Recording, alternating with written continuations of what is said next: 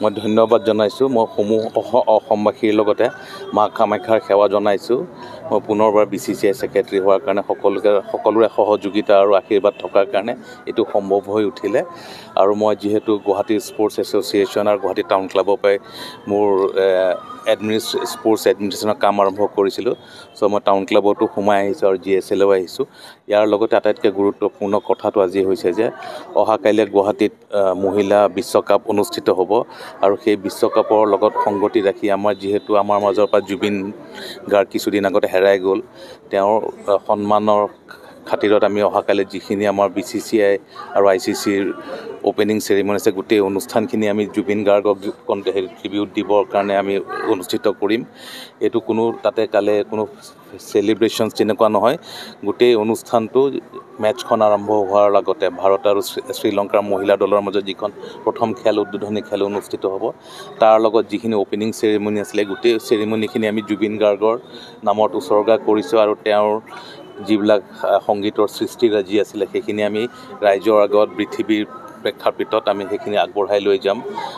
অংগৰাগ পাপন মহন্ত থাকিব, Shillong care of chambers থাকিব, তাৰ উপৰি জয় বৰুৱা থাকিব আৰু সৰ্বশেষত শ্ৰেয়া ঘোষাল। তেওঁলোক সকলোৱে জুবিন গাৰ্গক শ্ৰদ্ধাঞ্জলি জনাব। জুবিন গাৰ্গৰ যিকেইটা খুব বিখ্যাত গান আছিলে সেই গানকেইটা তেওঁলোকে পৰিৱেশন কৰিব। আৰু মই ভাবোঁ যে এইটোৰ দ্বাৰা ক্ৰিকেটৰ যিটো আমাৰ আছে ফ্ৰেটাৰ্নিটি আছে বুলি কয়, বা ক্ৰিকেটৰ যিটো আমাৰ অনুষ্ঠান আছে আমাৰ ফালৰ পৰা জুবিন গাৰ্গক সেয়াই আমি সৰ্বোচ্চ শ্ৰদ্ধাঞ্জলি জনাবলৈ সক্ষম হ'ম।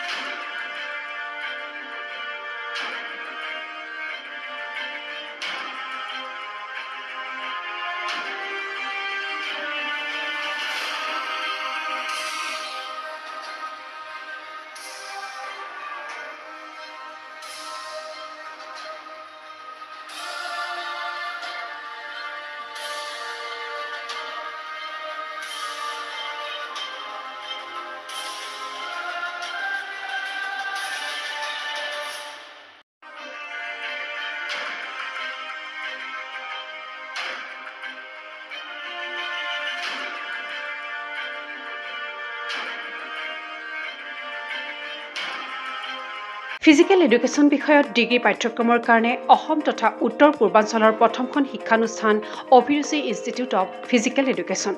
2 বছৰীয়া ফিজিকেল এডুকেশ্যনৰ BPEd পাঠ্যক্ৰম আৰু 4 বছৰীয়া BPES পাঠ্যক্ৰমৰ বাবে নামভৰ্তি চলি আছে। বিতংকৈ জানিবৰ বাবে আজি যোগাযোগ কৰক। যোগাযোগৰ নম্বৰসমূহ হৈছে 9435100098, 7002233540, 88765210998, ৱেবছাইট www.aipguwahati.in